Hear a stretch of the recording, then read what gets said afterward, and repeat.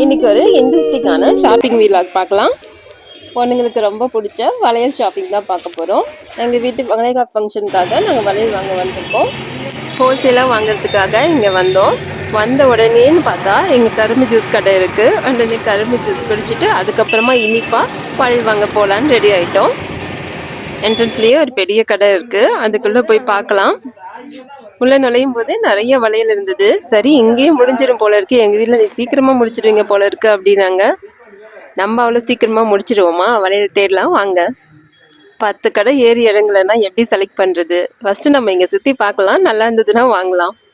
இது நல்லதா இருக்கு. இங்க பார்க்கும்போது எல்லா டிசைன்ஸும் ரொம்ப நல்லதா இருந்தது. ஆனா என்னன்னா எங்களுக்கு கேட்ட சைஸ் வந்து இங்க கிடைக்கல.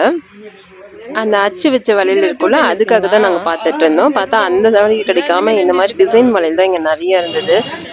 விநாயகரை பார்த்துட்டு இந்த தெரு ஃபுல்லாகவே ஃபேன்சி ஐட்டம் தான். சரி இந்த கடை ஃபுல்லாக நம்ம ஏறி இறங்க வேண்டியதான் இன்னைக்கு நினச்சி ஃபர்ஸ்ட்டு கடைக்கு வந்திருக்கோம்.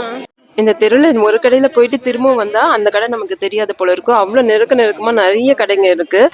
அதனால ஒவ்வொரு போர்டையும் நான் எடுத்து கவர் பண்ணிகிட்டே வந்தேன். இங்கே எல்லாமே ஹோல்சேல் ரேட்டுக்கு தான் தருவாங்க, அப்படியே பண்டிலாக தான் தருவாங்க, சிங்கிளாக எதுவும் தர மாட்டாங்க. இந்த வளையல் நல்லா இருக்குல்ல, அச்சை வச்ச மாதிரி இருக்கு, கலரும் வந்து நல்லா இருந்தது. அச்சு வளையல் தான் வேணும்னு சொல்லி எங்க அம்மா அதை வேற தேடிக்கிட்டு இருந்தாங்க.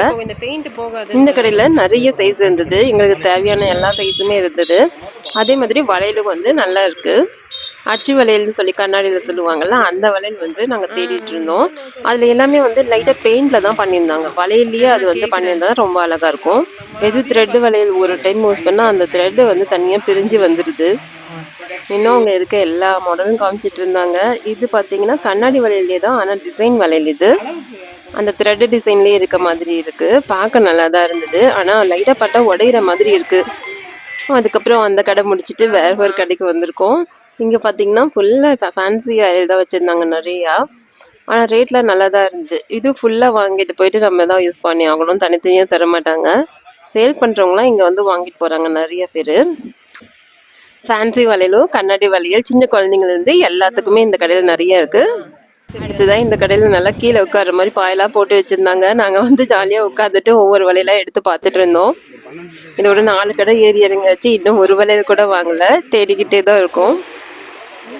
கடைசியாக இந்த கோல்டு கலர் வளையல் பார்த்தோம், பார்க்கறதுக்கு ரொம்ப நல்லா இருக்குல்ல. இது பெயிண்ட்டும் போகாத மாதிரி இருந்தது, மேலே அந்த கலர் ஜிகினா கலர் கூட போகாத மாதிரி இருக்கு.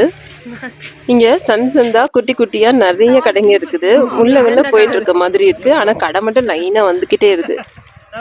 சென்னையில பாரிஸ்ல தான் இங்க இருக்கோம் நாங்க இப்போ. இங்க எல்லாமே ஹோல்சேல் ரேட்ல கிடைக்கும், ஆனா ஒவ்வொருக்கும் ஒவ்வொரு ஸ்ட்ரீட்டுக்குள்ள போற மாதிரி இருக்கு. இது வந்து ஃபேன்சி ஐட்டம் வளையல் எல்லாமே வந்து ஒவ்வொரு சீட்ல இருக்கு. புக்ஸுக்கு ஃப்ரூட்ஸுக்கு எல்லாமே வந்து இங்க ஒவ்வொரு இடத்துல கிடைக்கும், எல்லாமே ஹோல்சேல் ரேட்ல கிடைக்கும்.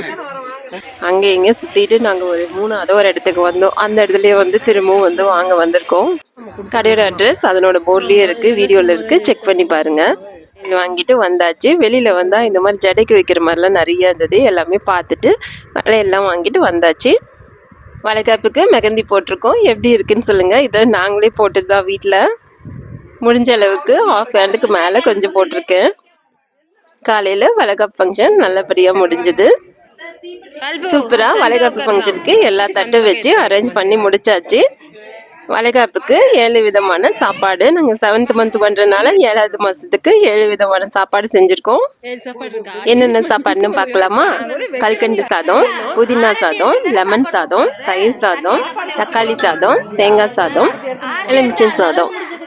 ஆரத்தி எடுத்ததுக்கு அப்புறம் சாப்பாடு ஊட்டணுமா, சாப்பாடு ஊட்டினதுக்கு அப்புறம் ஆரத்தி எடுக்கணுமான்னு எங்க அம்மாக்கும் அத்தைக்கும் பேசிட்டு இருக்காங்க. ஃபங்க்ஷன் முடிஞ்சதும் எல்லாரும் சாப்பிட போயாச்சு. அவ்வளோதான், எங்களோட வளைகாப்பு நல்லபடியாக முடிஞ்சது. எல்லாருமே இந்த ஒரு ஸ்பெஷல் நாளுக்காக ரொம்ப வெயிட் பண்ணிட்டு இருப்போம். உங்கள் வளைகாப்பில் நடந்த ஏதாவது ஸ்பெஷலான மெமரிஸ் இருந்தால் ஷேர் பண்ணுங்க. இந்த விழா உங்களுக்கு பிடிச்சிருந்ததுன்னா லைக் பண்ணுங்க, சப்ஸ்கிரைப் பண்ணுங்க. தேங்க்யூ. இந்த ஊரில் எனக்கு ரொம்ப பிடிச்சது இதனோட கிளைமேட்டும் பின்னாடி இருக்க இந்த பேக்ரவுண்டு தான். ஃபோட்டோவுக்கு பாருங்கள் எவ்வளோ அழகாக இருக்குன்னு சொல்லி. நேச்சுராக இருக்க மாதிரி பேக்ரவுண்ட் எடிட் பண்ணுவோம். இங்கே வந்து பார்க்கவே தேவையில்லை, அப்படியே ஃபோட்டோ எடுத்தனாவே அந்த பேக்ரவுண்ட் அவ்வளோ சூப்பராக வந்திருக்கும்.